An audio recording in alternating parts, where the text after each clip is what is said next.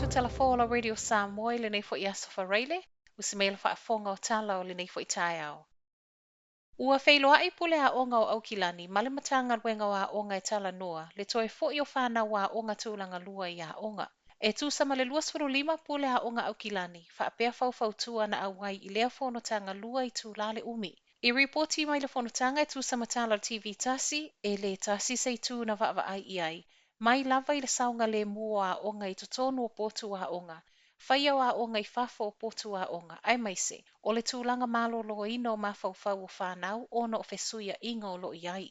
Mo le maule sui le matagaluega o aoga, o le sini autu o lea fonotanga, e le o le faia o se faai unga i le ae, ma le ae i le aso se 15 o Novema, peitai, o le fia faalongo i manatu o pule aoga e tusa ma le toe foʻi o fanau i aoga.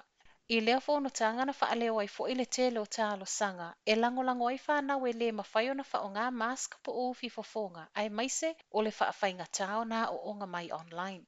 I le tele o itu e tatau na faamalieina ae e leʻi aulia le aso se 15 o Novema, e fōlinga mai e ono le fetau i le aso ua taʻu. Pau le itu o loo a tata mai e ono o iai, o le ese o itu la o le aso e vaevaeina ai fanau aoga ma latou vasenga.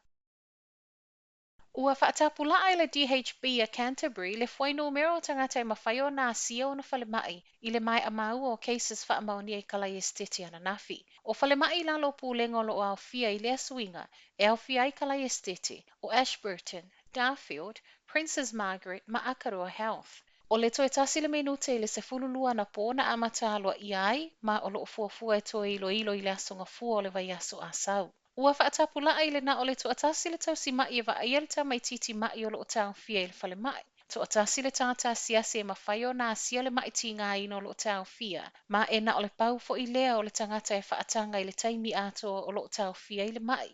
E o lava fo i tina maitanga e na o le tuatasi le tangata e mawhai o na taito o luaina. O whanau i lalo le taise fulu wono tausaga le mātutua e le o malolosi ato atoa e le mawhai o nā siasi atu i falemai se ia vangana o se faalawevave faafuasei.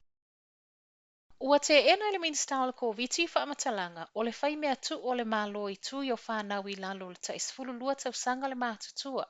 O le olo o faatali le malo New Zealand i le faatangana mai le US Food and Drug Administration. E talia i le tui mo whanau 5 i le se fulu tasi tausaga le mātutua e mawhai ona whaongaina le vaila au le Pfizer. A mai ona whaamaoni ona tu atu lea i le Centers of Disease Control, whaato au o ai le MedSafe a New Zealand lea eso eina le saonga le mua le vaila au. Ai ele Italia e whaonga i nei.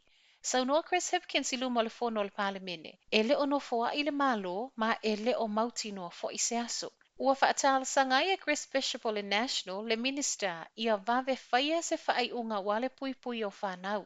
O se talo sanga o sawai ina yaso talo na saule tala mai Amerika, o le ua mai a fautua ina le komiti o tangata su e faapitoa i le malo tele, le Food and Drug Administration la tau te io e ina, le whao ngā o le vaila au le Pfizer, mo le 5 i le se fulu tasi tau sanga le mātutua. Saunoa Hipkins, e le mawhaiona whao ngā le tātou sapalai o le Pfizer leo lo iai nei, mō whanau. O le faiaoga e o atu i le aso se 15 o Novema i le i faia lava se tui, o le a le talia i totonu o lotoa a aoga. O le ua mai a whaatulanga i le malo le aso se 15 o Novema, tatau no o atu i ai wa umatui mua mua o faiaoga uma e au fiai ma faiaoga o aoga a mata. Peitai, sa le i manino pe whaamata e mawhai peo na ngā lulue nei faiaoga se iau o i le aso mua mua o Januari o le luafe lua lua, lea e whaangatai le tuilona lua. Peitai whaamaunia mai le matagaluega o aoga, o faiaoga uma e o atu i lea aso e le i faia le tui mua mua, le aso se 15 leo Novema, o le a le talia i totonu o lotoa a aoga mai le aso se 11 o Novema, ma a fai ai fosi le maso, o le a molia loa i le tū la Fono. O faiaoga foʻi o le a te i le faailoa o faamaoninga na faia tui, o le a faitauina i le i faia se tui. Ai mo faiaoga o le a le mawhai o na faia tui o na o mafuanga tatau, e tatau ona vave faamauti noa ma faali faamaoninga i puleaoga ai ele i o le aso se 15 o Novema. Tala mulimuli, ua faia nei se tasi o awala e faafaigofi e ona faia tui o i latou e iai manaoga faapitoa. O le aso nafin Faalauiloa i le palemia Jacinda Ardern, le mana akitanga journey i lunga o le upenga tawhailangi a le Unite Against COVID-19 e fesoasoani ai ia i latou nei. O lea online tool, o le ailoa ai no fuanga lata ane ma whaiona i ai mo tui. Fetu una i a wala i ai, ma toe fo i mai appointments, ai mai se, o le whaatu lango lawa noe ma waise isi e whaali liu i no fuanga o le aasia mo tui. O lo talia ma le whaaftai e leo lo tu malosi mo tangata i mana o ngā faapitoa. Ray Joel Peterson le nei whainga fau, pe ta ilona i ailoa. Ua whai lava si tuai. O lo i oe i ai le Minister on Disability Issues, Carmel Sepuloni, pe ta i wa ia whaamanino, e whai lava si tele o ta penanga.